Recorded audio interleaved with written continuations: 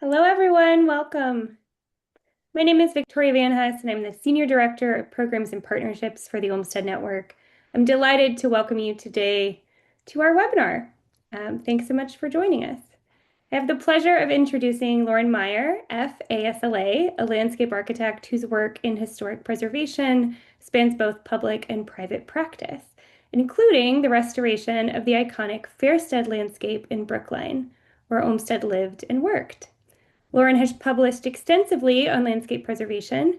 She co-authored the Olmsteds in the National Park Service, and she helped edit the master list of design projects of the Olmsted Firm, as well as the final two volumes of the Papers of Frederick Law Olmsted. Lauren is also deeply involved in the community, currently serving on the board of Friends of Fairsted, and she's a former board member and dear friend of ours at the Olmsted Network. Today, she'll be presenting on the Olmsted Firm in Washington, D.C. Please join me in welcoming Lauren Meier.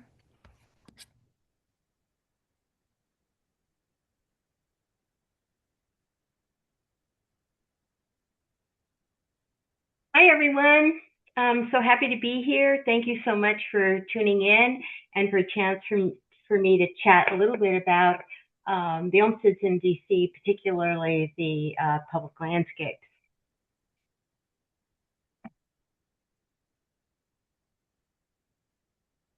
Before I start, I would be remiss if I didn't mention that there are many individuals, firms, and organizations that have all contributed to scholarly research, books, and publications and projects related to the Olmsteds in DC.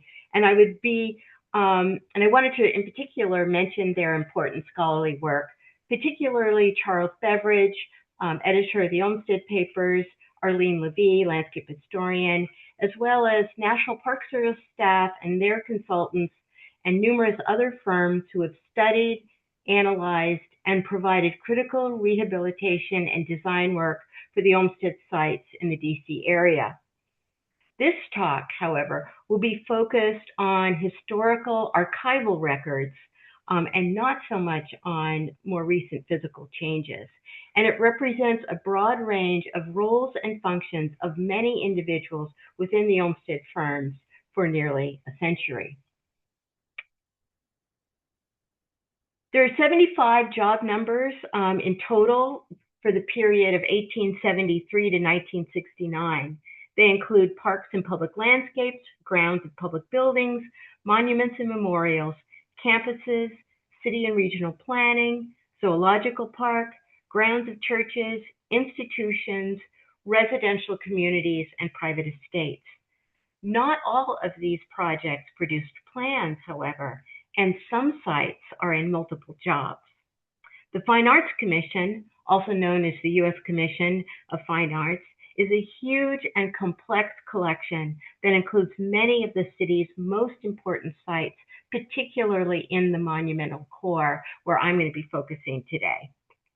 Frederick Law Olmsted Jr. had leadership roles in many regional and national organizations that shaped DC and the nation, including the American Planning Association, American Civic Association, the Fine Arts Commission, the National Capital Park and Planning Commission, the National Parks Conservation Association, and others.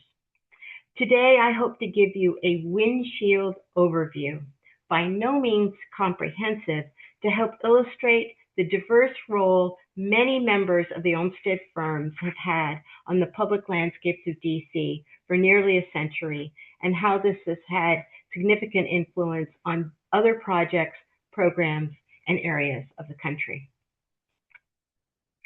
The contributions of Frederick Law Olmsted and successors builds on earlier design plans for DC, namely the L'Enfant Plan of 1791, shown here with revisions by Andrew Elliott.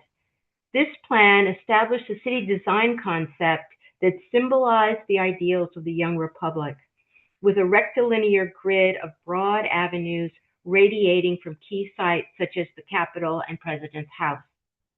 Diagonal avenues created prominent vistas with open spaces, ceremonial axes, and visual connections between the branches of government that expressed democratic unity and which laid the foundation for Washington's identity as a monumental capital city. The L'Enfant Plan was implemented only in part, largely due to cost.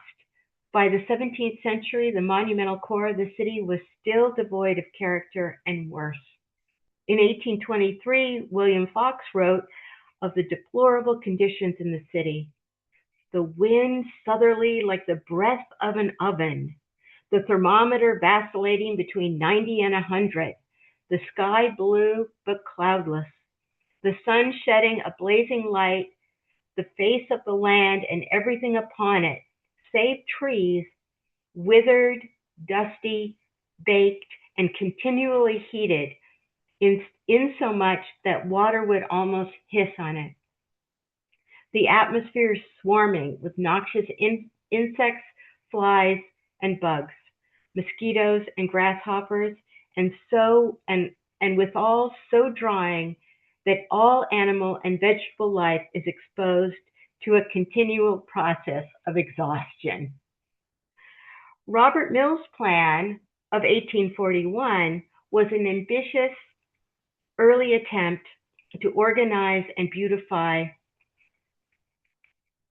that's the plan, to beautify the central area between the Capitol and Potomac River. Mills envisioned the mall as a grand formal landscape anchored by monumental public buildings and tree-lined avenues, reflecting a neoclassical ideal of order and grandeur. In 1851, President Millard Fillmore commissioned Andrew Jackson Downing to prepare a new plan for the central area, reimagining the National Mall as a series of picturesque, naturalistic landscapes. Downing proposed 4 distinct public parks: the Capitol Grounds, the President's Grounds, the Smithsonian Grounds, and the Washington Monument Grounds, each designed in the English landscape garden style with curving walks, irregular plantings, and shaded groves. Like his predecessors, the Downing Plan was not fully implemented. Congress found it too costly and only funded the area around the Smithsonian. Downing's untimely death in 1852 halted further implementation, leaving the comprehensive plan uncompleted, but it did introduce the idea of the mall as a public pleasure ground. Following his work at Central Park, Frederick Olmsted served as General Secretary of the U.S. Sanitary Commission during the Civil War and would have seen conditions of the National Mall at that time. Still a rough, low-lying, and largely unimproved area, characterized by muddy grounds, drainage ditches, grazing animals, and temporary structures. During the war, portions of the mall were used for military camps, supply depots, reflecting the practical and utilitarian use of open space in the Capitol, rather than a formal landscape vision. Olmsted also had the benefit of observing changes to the Capitol building at that time. The U.S. Capitol has undergone several design iterations and construction phases. President George Washington selected the location for the capital city, and the President's House was finished in 1800, as was the Senate wing of the Capitol. Subsequent work included the House of Representatives wing in 1811 and some rebuilding after the War of 1812 when British forces raided Washington, D.C. A new central rotunda and dome by Charles Bulfinch was completed in 1829. Additional wings for the House and Senate began in the 1850s, and a new cast iron dome completed in 1866. But the city as a whole still looked unfinished. In 1873, Olmsted received a letter from Senator Justin Morrill asking him to undertake planning for the landscape for the newly expanded U.S. Capitol grounds. Thomas Wisedale, who had assisted with work at Prospect Park, aided Olmsted as landscape superintendent. Olmsted's first priority was circulation, so a series of curvilinear carriage drives and pedestrian paths provided an easy and efficient means to access the building. unifying the overall design. At the east side, he planned 2 overall meadows with shade trees that provided selected views of the building. The east side was to be free of decorative elements, with the exception of 2 trellised seating areas. Beyond the circulation system, grading was needed to mitigate high banks created by recent road construction. Between the ovals and the Capitol building, Olmsted planned a simple gravel courtyard as a gathering space for formal events. On the western side of the grounds, Olmsted focused his attention on the presentation of the building and views. His objective to modify the landscape there was to present a more stately and dignified front, so the Capitol engaged directly with the principal government buildings to the west. One thing I do want to point out is that I have a little diagram in the upper right corner that shows sort of the central monumental core for DC, and I am going to be jumping around to different sites, so just watch that diagram and you can orient yourself in terms of the mall and its environs. The hillside location of the Capitol made this objective more urgent. Earlier changes to the building made it appear top-heavy. Olmsted proposed an architectural terrace that would extend the building, anchoring it into the landscape. The terrace would match the scale of the building, providing a firmer base so that it would gain greatly in the supreme qualities of endurance and repose. It had another benefit, providing space for additional rooms for Congress. Construction began in 1885, but met with some opposition because of concern over sunlight into the congressional offices. So Olmsted added windows and apses to the terrace design. The design of the west side was completed with new grading that created a graceful slope and simplified planting of London plane trees along the walks. Shrub plantings were installed along the base of the terraces in the 1890s and early 20th century. Another feature of the west grounds to the north is the summer house, built into the hillside as a resting place for visitors approaching the Capitol during the summer months. The terrace was open to the sky, and bluestone seats arranged around the center were protected from sun and rain by a tiled roof. In the center, a fountain offered both the sight and sound of water and the opportunity for refreshment. To enhance the qualities of light and shade, Olmsted planted overhanging trees. And here's both contemporary and historic views of the summer house. The Olmsted brothers continued to assist with the realization of FLO's vision for the Capitol grounds, shown here with planting plans for the west side. Thomas Wisedale facilitated implementation, translating approved designs into reality, ensuring that plantings matured as intended. This bridged the gap between design and execution, as well as the transition from Olmsted Sr.'s work to his sons and the realization of the Macmillan Plan. And here's some examples of the extensive plant list done for the Capitol grounds. By the early 20th century, with the plantings installed, the east and west sides of the Capitol did indeed achieve Olmsted's original vision as a majestic icon for the nation and a dignified setting for Congress. During work on the U.S. Capitol, Frederick Olmsted Sr. had made the case for a comprehensive commission to unify the landscape between the Capitol and the White House. The Senate Park Commission, also known as the Macmillan Commission after its chair, Senator James Macmillan, was a temporary body established in 1901 to create a comprehensive plan for the monumental core of Washington, D.C. Architects and designers, including Daniel Burnham, Charles McKim, Frederick Olmsted Jr., and sculptor Augustus St. Gaudens, produced the 1902 Macmillan Plan, which reshaped the National Mall and reaffirmed the city's classical order. The Commission of Fine Arts, or CFA, created in 1910 as a permanent advisory body, grew out of the Macmillan Commission's ideals and was charged with reviewing the design and aesthetics of public buildings, monuments, and grounds in the capital.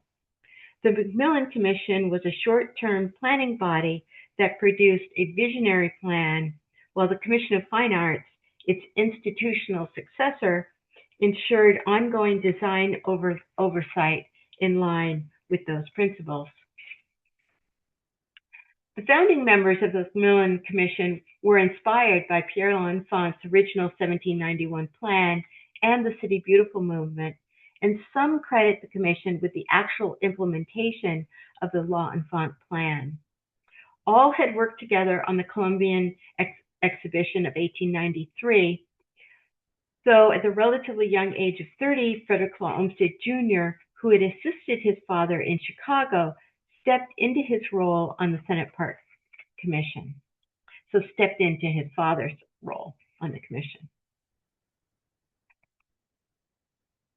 Key elements of the central plan included the long overdue transformation of the National Mall into a grand, open, tree-lined greensward stretching from the Capitol to the Washington Monument and the Lincoln Memorial constructed between 1914 and 1922. Francis Hoppin, who prepared this plan, was a trained architect working in the McKim, Mead & White firm. The central plan included the reflecting pool and axial alignment of major monuments, the creation of a formal group of federal buildings around the mall and the ellipse, and the development of Potomac Park and the tidal basin through land reclamation. Charles Graham was an illustrator for Harper's Weekly and a highly skilled visualizer of urban design. Hoppin and Graham's initial illustrations were critical in communicating both the aesthetic and civic ideals of the Macmillan Plan to both Congress and the public. The scope of the Olmsted Firm's work for the Monumental Corps in D.C. is mostly contained in the job files for the Fine Arts Commission, a massive collection spanning several decades and preserving many of the early design studies, correspondence, and reports for the Mall, White House, monuments, memorials, parks, and even commemorative coins. In some cases, specific landscapes are contained in multiple job numbers, reflecting the different roles of the firm members. This is the case for the mall, with plans and correspondence in 2 jobs. This plan by the Olmsted Firm draftsman John B. Herbst was prepared in advance of Olmsted Jr.'s lecture, City Planning and the Public Park, presented to the American Civic Association in 1900. This presentation promoted the ideas of comprehensive planning, the integration of park systems in urban design, and the role of parks in social and civic life, all themes that would influence the Macmillan Plan prepared a year later. Plans for the mall by the firm show the evolution of the Macmillan Plan, as well as studies developed in subsequent years related to implementation. The Expert Commission of 1902 was tasked with reviewing the Macmillan Plan's proposal and providing technical advice related to the plan's landscape, architecture, and urban design recommendations. They essentially took the recommendations of the Macmillan Plan and translated them into actionable tasks, particularly for the National Mall, the improvement of parks and parkways, and the regulation of building placement around monumental areas. Frederick Olmsted Jr. and Charles McKim provided much of the leadership. James Langdon, to whom many drawings are credited, was hired by Olmsted to record the decisions and recommendations of the commission. Following completion of the Macmillan Plan, the Senate Park Commission created models to study the plan's spatial relationships. Some were displayed for members of Congress to demonstrate the vision for the National Mall and adjacent federal buildings, and were occasionally displayed for the public in exhibitions. The initial models were prepared under the direction of FLO Jr., McKim, Hoppin, and Graham. Cross-sections and profiles are an important part of the work in the monumental core related to both drainage and view sheds. These show the relationship of the mall landscape, roadways, and buildings down the center axis and cross-axis as part of the work completed immediately after the 1901 Macmillan Plan. Views looking west and east from the Washington Monument show the implementation of the Macmillan Plan and the Olmsted Firm's work in defining the character and treatment of the mall. Another important piece of the central plan is the cross-axial relationship between the White House grounds, the mall, and monuments. The L'Enfant Plan had identified the site for the President's house. In the 1870s, Olmsted Sr. had provided recommendations for the general layout of trees, walks, and vistas, emphasizing open sight lines to the house and naturalistic plantings. The 1901 Central Plan showed an open cross-axis and ellipse south of the house, and Olmsted Jr. began making recommendations for the White House grounds in 1928, particularly because he did not feel the grounds provided a dignified setting for the President's house. In 1934, Harold Kemmerer, who was then Secretary of the Fine Arts Commission, set up a meeting between Olmsted and FDR to discuss improvements to the grounds. Hans Kohler assisted Olmsted with an evaluation of existing conditions, and Olmsted consulted with Morley Williams, Harvard professor, who had studied historic gardens in Virginia and Maryland. Henry Hubbard continued work while Olmsted was in California, and in 1935, the Public Works Administration budgeted funds for the Olmsted office to prepare plans for the grounds. The general plan emphasized the axial relationships addressing the south facade and its associated landscape, improving the overall planting design, and solving vehicular circulation issues. Olmsted also addressed the need for privacy, accomplished through plantings to create a dignified effect, particularly long-lived specimen trees.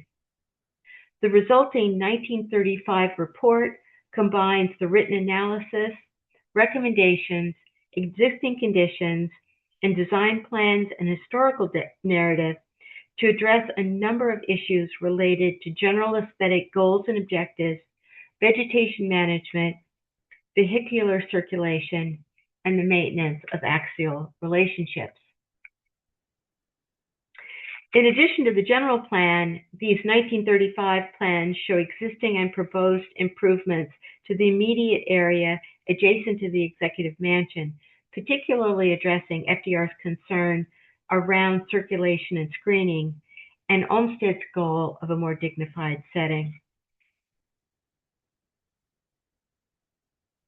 While the implementation of the Olmsted Firm's plans proceeded along a complex trajectory, due in large part to a number of economic and jurisdictional challenges, the firm remained devoted to the project, continuing to guide improvements for several years.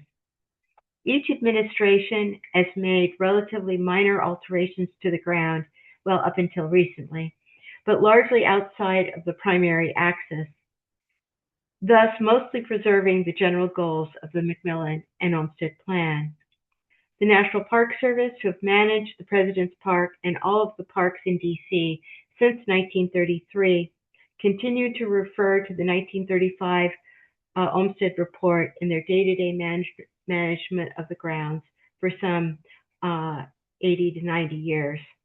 It is a comprehensive and visionary plan that anticipated many future issues and challenges. Improvements to Potomac Park were completed during the transition from the Macmillan Plan to the Fine Arts Commission, including Olmsted's role on the Washington Consultative Board founded in 1910, prior to the Fine Arts Commission later that year. During this period, Olmsted worked on plans with James Langdon and William Lyman Phillips on improvements to East Potomac Park. Here showing a simple drive with plantings evident in the photo. In 1925, they prepared a design for an FDR memorial, but not built, which added a circular pool, drives, lawn, and parking. Plans in the Olmsted archives for the 1885 Washington Monument suggest two periods of activity and study of the monument's grounds. The first phase, largely related to the Macmillan Plan, involves a careful analysis of the location of the monument in the L'Enfant Plan and its relationship to the revised plan for the mall in the Macmillan Report. It includes the placement of elms, site grading, and preparation of a few plans and sections to illustrate the relationship between the monument grounds and the mall. In 1930, the Office of Public Buildings and Public Parks of the National Capital completed test moorings that revealed that a proposed lower-level terrace, originally part of the Macmillan Plan, would endanger the monument. This finding prompted a series of studies to reconsider the design approach. Architects Delano and Aldrich and Charles Elliott II sent the Olmsted Firm a series of new designs for a balustrade plan, which showed the monument on a raised terrace with a curved stairway extending to a lower-level grass terrace that would align on axis with the White House. Olmsted Jr. worked with William Delano to replicate some aspects of the architect's plan, but eliminate formal stairs and a lower terrace, and instead creating a space definition with groves of trees. At the same time, Henry Hubbard and Olmsted prepared a series of preliminary plans that proposed a slightly different approach, with an oval roadway around the base of the hill on which the monument stood, connecting to other roads on the mall. Groves of elms on the north and south sides of the monument defined two distinct landscape spaces at the east and west and served to screen two parking areas with paths connecting to the monument. The Hubbard and Olmsted plan is often referred to as the informal plan, and after extensive review, engineers determined that both the balustrade and Olmsted informal plans presented potential risks to the monument. After careful consideration, the Advisory Council opted for a partial implementation of the design by Olmsted and Hubbard. Controversy concerning the location of the Grant Memorial centered on whether it should stand near the Capitol or elsewhere on the mall. It had originally been proposed near the ellipse. The Macmillan Plan determined a specific site for the Ulysses Grant Memorial at the base of the Capitol reflecting pool, and in 1902, Henry Merwin Schrady was selected as the sculptor. Edward Pierce Casey, architect of the Library of Congress, is credited with the design of the marble terraces, steps, and architectural setting. Completion was delayed over 2 decades due to challenges casting the huge sculpture. However, it is interesting to note that in 1907, the Olmsted Firm prepared plans for modifications to the base sculptures as well as the final location in Union Square. And Olmsted continued to advise on the treatment of Olmsted Square, with photo albums showing planting underway at the edge of the monument in 1935. And I think this is a really untold story related to the Olmsted's role in the Grant Memorial. Authorized in 1934, the Jefferson Memorial Commission set out to create a memorial on one of 2 sites identified by the Macmillan Commission for a new memorial. And in 1935, NPS Director Arno Kammerer asked Olmsted Jr. to serve as consultant. The initial proposal was a grandiose neoclassical design by John Russell Pope on an island in the tidal basin. Instead, a second alternative on the southern end of the cross-axis with the Washington Monument was selected, on the peninsula forming the southern boundary of the tidal basin. Many groups, including the American Planning and Civic Association, whose board included Henry Hubbard and Eleanor Roosevelt and Horace Albright, were involved in discussions over the location and the scale of the Pope design. After Pope's death, his successors, Eggers and Higgins, stepped in to complete the project. And finally, in 1938, after much discussion around conflicts and contracting, NPS hired Olmsted Brothers as landscape architects. The plans issued are credited to Frederick Olmsted and Company, but Henry Hubbard appears to be a major contributor to the design. Hubbard worked with the architects to address a number of design considerations relating to the location and visitor access, particularly to prevent flooding and to ensure the most favorable view of the monument from a variety of different locations. He addressed parking and vegetation massing that would frame an open area on the south and enclose it on the north. With the completion of general site plans, NPS issued a new contract in 1939, specifically to Frederick Olmsted Jr. to act as landscape architect for the memorial and to coordinate with the architects on the relationship between the architectural design and landscape. Much of the Olmsted work was executed in 1941 in challenging conditions plagued by increasing traffic, disagreements over planting design, and less than ideal workmanship. Still, the completion of the memorial provided a beautiful southern terminus for the north-south axis of the mall and an important element of the core Olmsted Jr. had envisioned during his tenure on both the Macmillan and Fine Arts commissions. Now moving into the Potomac River. In the Potomac River, west of the mall, Olmsted Brothers created extensive plans for Roosevelt Island as a memorial to Theodore Roosevelt. The project was intended to create a woodland sanctuary reflecting Roosevelt's conservation ideals rather than a traditional architectural memorial. Key elements of the plan included restoring native forest vegetation, creating meadows and trails, and a restrained memorial terrace with native plantings, access to the river, and views. The overlook terrace was conceived as a symbolic and visual heart of the proposal, a natural memorial, modest in structure but rich in meaning and relationship to the Potomac landscape. It framed views of the Lincoln Memorial, Arlington Memorial Bridge, and Virginia Hill. Olmsted Jr. intended that visitors would look outward from a natural sanctuary towards the monumental core of D.C.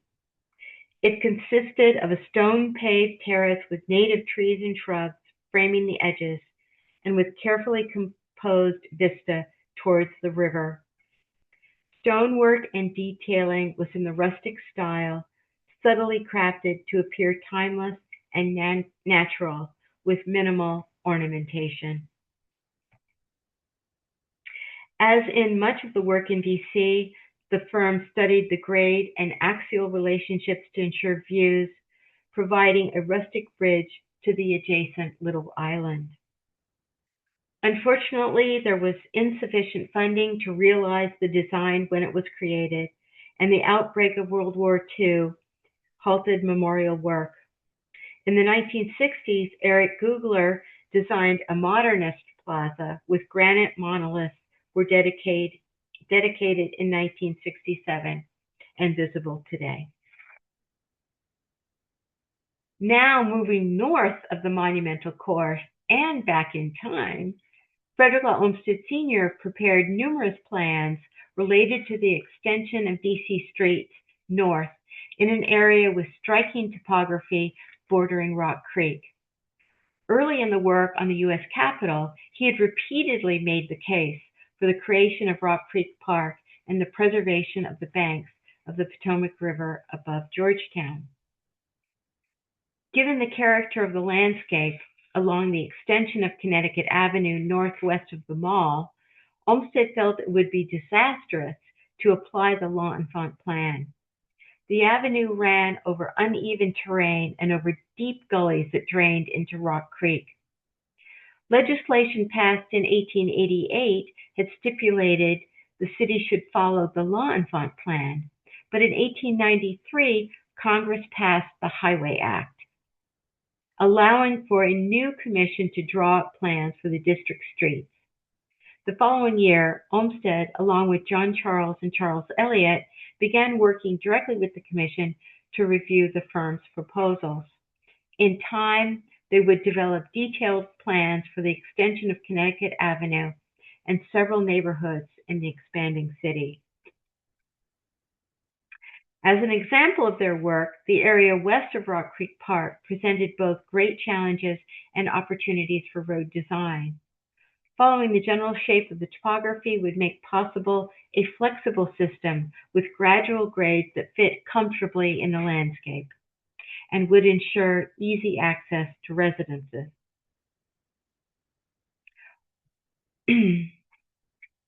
One of the last plans created by the Olmsted Firm in 1902 for the Washington Highways Commission is for a 160-wide parkway consisting of two drives separated from a central bridle path by planted medians. Sidewalks 10 feet bordered each drive and were planted with shade trees. Prepared just before the Macmillan Commission released their plan for the improvements of the DC Park system, this is particularly interesting transition between the work of Olmsted, and Eliot, and Frederick Law Olmsted Jr.'s important role in shaping the public landscape as part of the Macmillan Commission and his successors. In the 1880s, concern over the slaughter and rapid disappearance of the American bison in the western states led the Smithsonian Institution's secretary, Spencer Baird, and William Hornaday, to begin collecting live animals to be displayed on the National Mall. With the collection rapidly outgrowing its space, in 1889, Congress established the National Zoological Park for the advancement of science and the instruction and recreation of the people, and was one of the first in the nation founded with an explicit scientific and conservation mission. The chosen 160-acre site was located in Rock Creek Valley, and Olmsted began work to realize the project. Olmsted Sr. viewed the zoo as a national institution that would serve public and national service for the education of the citizenry. The rugged site offered locations for a diverse collection of buildings, pastures, and enclosures in which the condition provided a variety of aspect, exposure, elevation, dryness, and moisture, and which would set it apart from its European counterparts. Concentrated exhibits occupied a 3-acre area around a central open space. The top of the slope near Connecticut Avenue included grazing ground for herbivores, and with another area on the upper hillside for pits and enclosures to house bears and other fierce animals. Pools for water-loving creatures were in the lower area located near Rock Creek. The forest setting presented a distinctive advantage so that the zoo could be developed with a sylvan setting. At the same time, the steep site proved to be a huge challenge, so that considerable work was devoted to planning suitable circulation in which the exhibits could be located. And despite all these challenges, it opened to the public in 1891.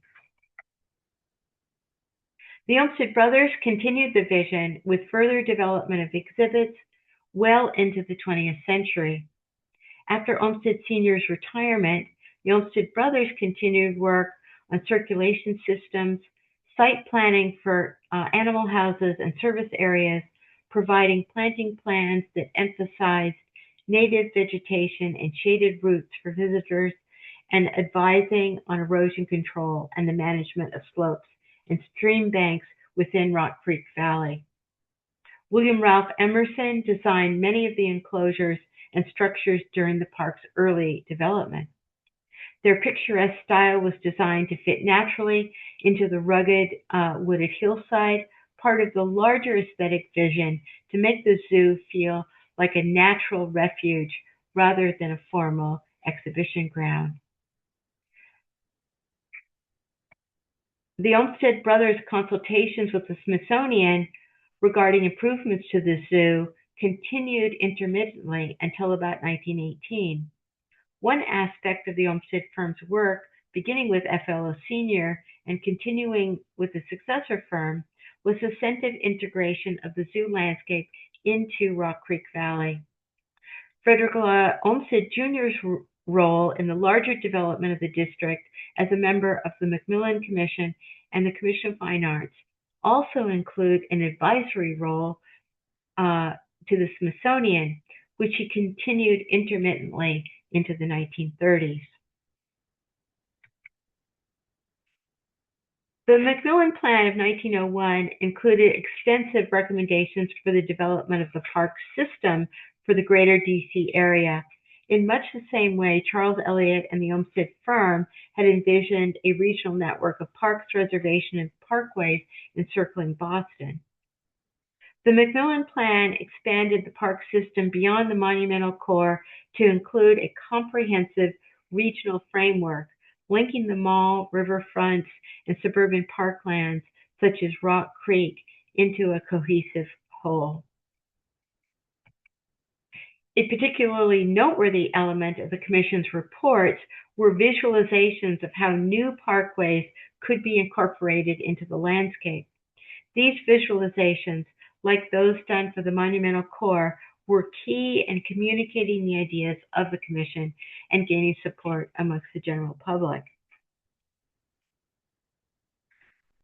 Frederick Olmsted Sr. had advocated for the creation of Rock Creek Park in the 1870s, part of its larger objectives to improve the federal city. Finally established by Congress in 1890, Rock Creek has long been a site for public recreation, especially because of the summer heat. The park was conceived as a large natural reservation in the city and one of the first urban national parks in the U.S. Its picturesque scenery was a natural setting for work by the Olmsted Firm, who were first commissioned in 1898 by the Army Corps and later known as the Office of Public Buildings and Grounds to prepare plans for roads, trails, and landscape management. During the Macmillan Commission's work, Frederick Olmsted Jr. imagined Rock Creek Park as a major component of the broader metropolitan park system. Edward Clark Whiting, often overlooked, played a central role in the early 20th century planning, design, and administration of Rock Creek. He played a critical role navigating the objectives of both the Olmsted brothers and the federal government, working in the Olmsted office as landscape architect and draftsman beginning in the 1890s and becoming an associate principal in 1920. He is also listed as joining the Office of Public Buildings and Grounds for a time, responsible for managing and designing federal reservations, including Rock Creek Park, before the National Park Service assumed control in 1933. Plans show the development of landscape management units based on the park's character, as well as studies for the location of roads. This is essentially a master plan for how the park could be developed and managed. One of the most interesting components of the Whiting and Olmsted brothers' work is a series of studies that show how the landscape scenery could be improved through both the removal and addition of vegetation. These are much like Repton's Red Books, showing before and after overlays to illustrate his design proposal. For Rock Creek, The drawings began with extensive photographs of the site and then overlay drawings to show existing and proposed conditions. And here's another set of before and after drawings. The scope of work undertaken by Olmsted Brothers in collaboration with Whiting include the design of trails and roadways, park entrances and overlooks, advising on bridge and parkway alignments, including the Rock Creek and Potomac Parkway, and design of a few specific park amenities. All of these improvements and management structure they created were consistent with the scenic and philosophical objectives originally articulated by Frederick Olmsted Sr., who argued the valley should be preserved for its natural beauty to provide relief from the city's glare and congestion, and which is still evident today. There are many sites around metropolitan DC associated with the Olmsted Firm, but one project I find particularly interesting is Wakefield, Washington's birthplace in Virginia. This is a project that is not so much about city planning or park design, but rather a case study in Frederick Olmsted Jr.'s ideas about authenticity and historic preservation. In 1928, the War Department Engineer's Office contacted Rick in California about drawing up plans for Washington's birthplace in advance of the 1932 bicentennial. Olmsted was familiar with the site, but initially referred the project to Edward Clark Whiting. J.D. Rockefeller contributed significant funds to acquire additional acreage, and Charles Moore, chair of the Fine Arts Commission, proposed building a replica of the original house. Olmsted then raised serious concerns, largely because of the conjectural nature of the reconstruction, and instead he suggested building a prototype in a different location so as to provide a sort of 3D interpretive exhibit. He was so steadfast in his opposition to the reconstruction that he refused to carry out any of the Memorial Association's work.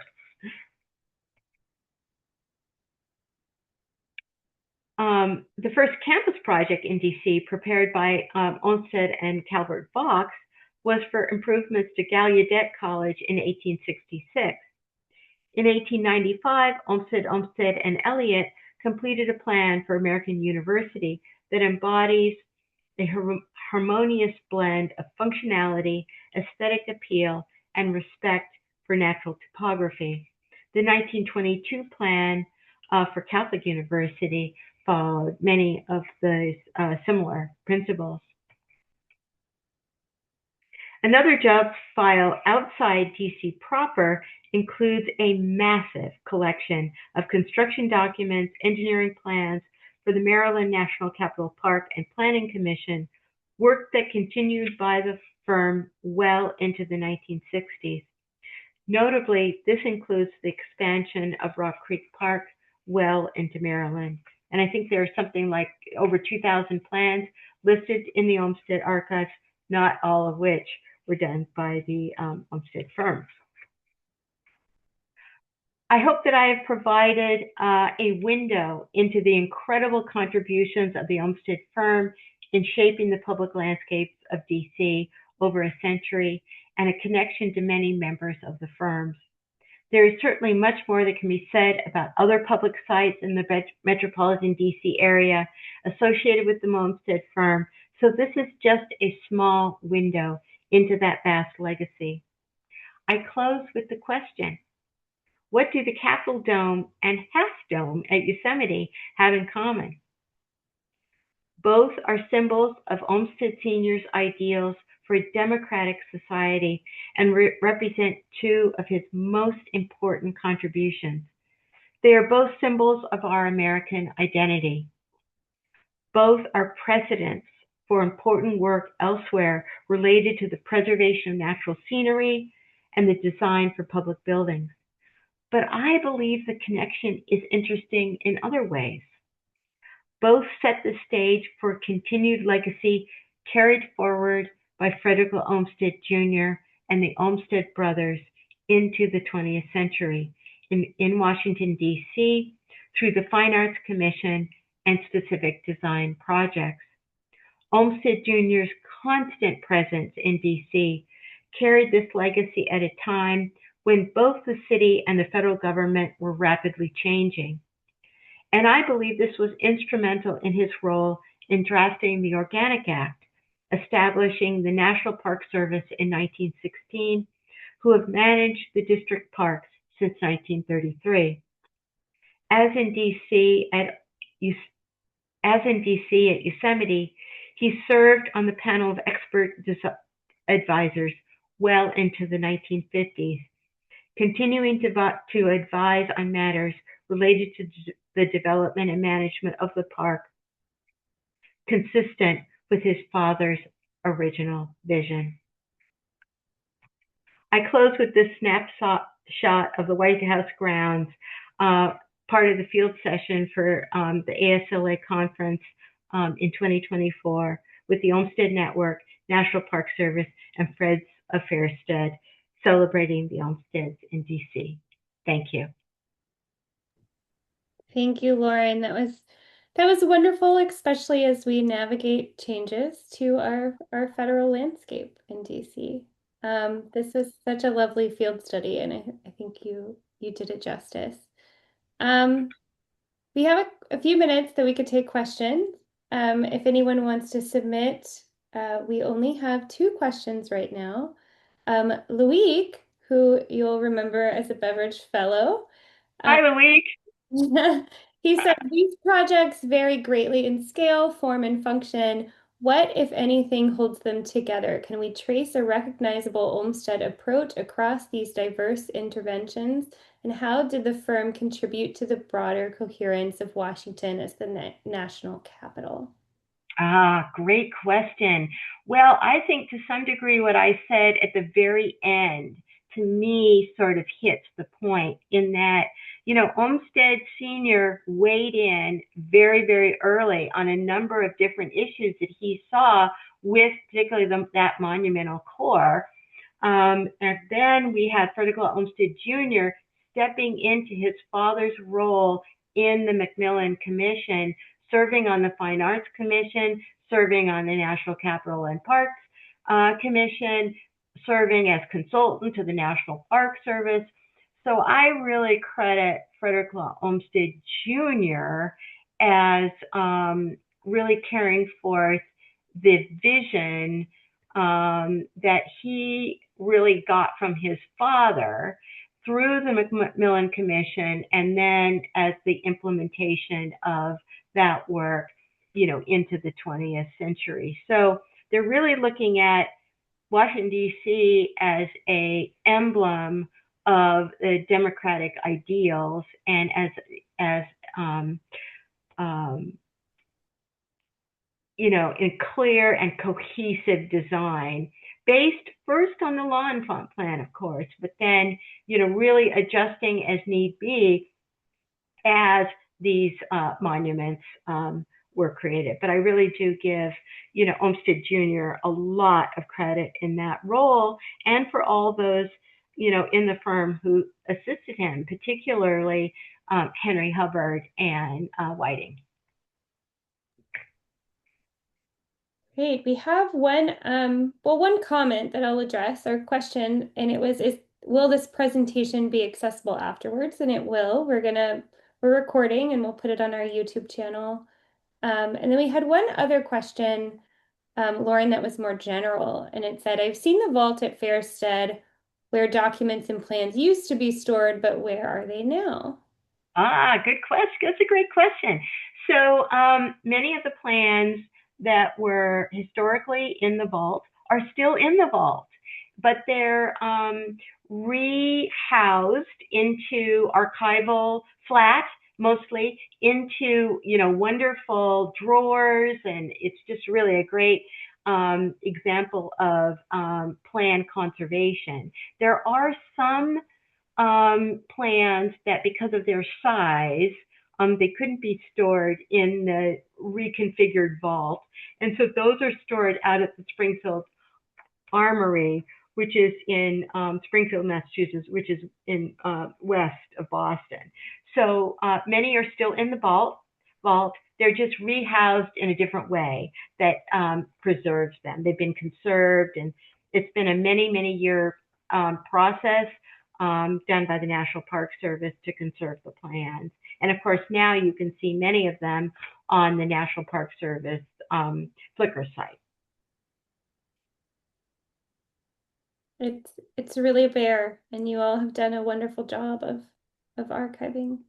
Yeah, I don't deserve any credit. It's been, the National Park Service and all of their amazing staff who take care of the plants and make them accessible for research.